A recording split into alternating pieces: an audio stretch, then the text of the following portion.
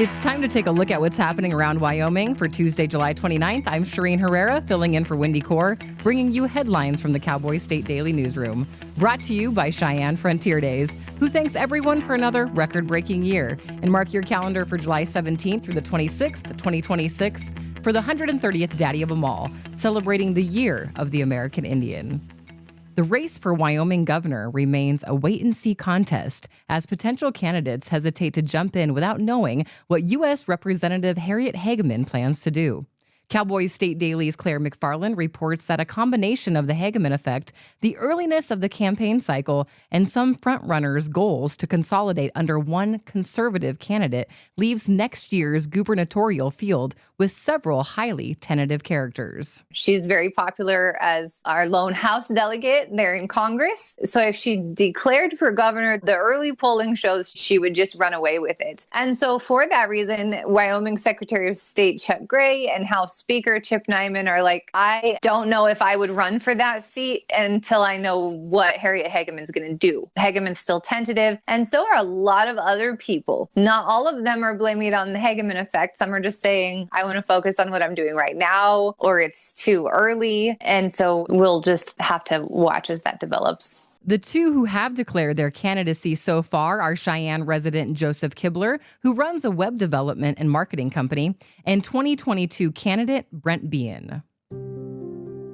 Arrest warrants have been issued for the fire chief of Laramie County Fire District No. 1 and his wife for allegedly imprisoning and starving their 13-year-old adopted son. Derek and Angela Middlestat are facing charges of aggravated child abuse and conspiracy to commit aggravated child abuse. Cowboy State Daily's Dale Killingbeck reports that while the warrants have been issued, the couple had not been arrested at press time. The details that are in the court records are really graphic. It talks about a 13-year-old boy that they had adopted that weighed 50 pounds when he ended up in a hospital in Colorado. At first, he was dropped off at a youth detention center in Douglas and gave a fake name and story, and it was uncovered that he was an adopted child of the fire chief and his wife. The boy said that he had been blockaded in his bedroom, had been given one meal a day to eat. People that saw him said he was emaciated. And there was allegations that the boy had this bad behavior, but at the hospital and grandparents are saying that they never witnessed that. Both the aggravated child abuse and conspiracy to commit aggravated child abuse charges carry potential penalties of 25 years in prison and a $10,000 fine. Governor Mark Gordon on Monday announced the Wyoming Highway Patrol had entered into an agreement to assist U.S. Immigration and Customs Enforcement while performing their regular duties.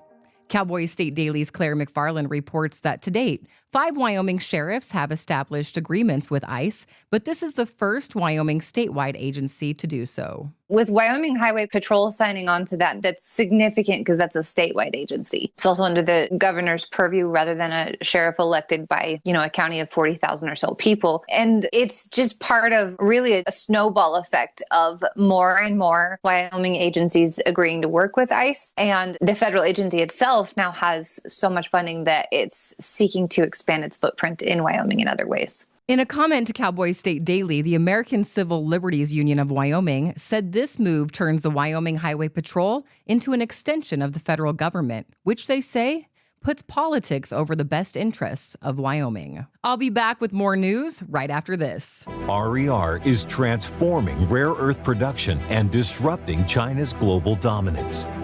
The demonstration plant in Upton, Wyoming uses proprietary closed-loop technology powered by machine learning to separate rare earth elements with unmatched efficiency while recycling chemicals. Through the demonstration plant, partially financed by the Department of Energy and the Wyoming Energy Authority, RER is securing America's critical mineral supply through innovation and technology. Construction is about halfway done on what Colorado officials claim will be the world's largest wildlife overpass. It's a 200-foot wide, 209-foot long structure spanning 6 lanes of Interstate 25 south of Denver.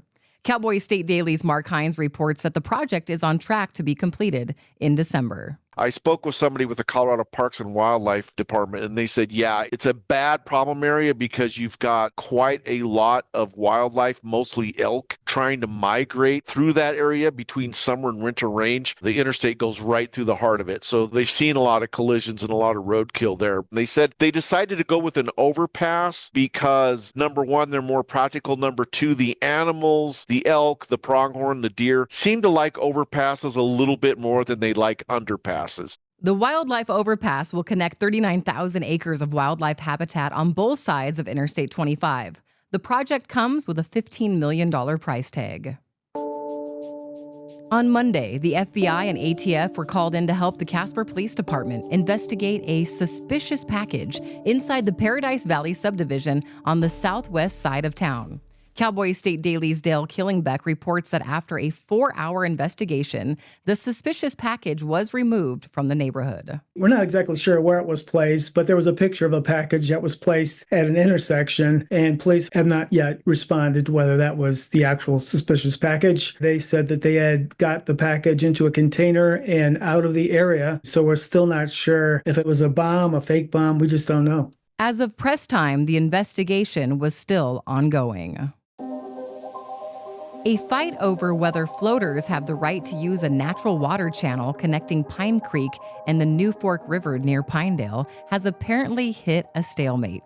Floaters and anglers use the channel to move between Pine Creek and the New River Fork. Both are popular for trout fishing. Cowboy State Daily's Mark Hines reports that some locals allege a new property owner has been trying to put up new barriers across the water passage, which they believe isn't allowed. I've gotten a little bit of feedback from the Army Corps of Engineers, which is the primary jurisdictional agency there. They said they're looking into it, and it would, in fact, be a violation of their policies if somebody were to deliberately block a floatable waterway. It still seems to be kind of a stalemate there. We could see these sorts of things cropping up more in Wyoming. We're seeing a lot of people buy up more riverside properties. At the same time, we're seeing a lot more people take to floating or floating just for fun or floating to fish or however.